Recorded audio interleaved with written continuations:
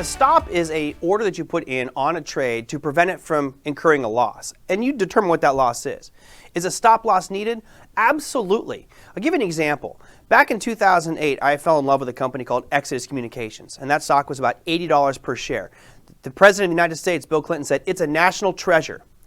Now that stock started to fall, and it fell from 80 to 60 to 50 to 40 to 30 to 20 to 10 to 2 to $1 and ultimately declared bankruptcy. I held that stock all the way to bankruptcy. I lost 100% of that investment.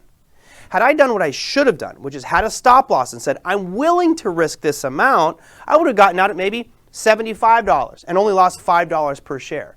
But because I didn't have a stop loss, I incurred the absolute maximum loss I could have. Our job as traders is to be a risk manager. I should have had a stop loss on that trade. I should have gotten out early, not held it for years in just misery. I should have gotten out, moved on to something that would have given me a better opportunity. Stop losses are critical.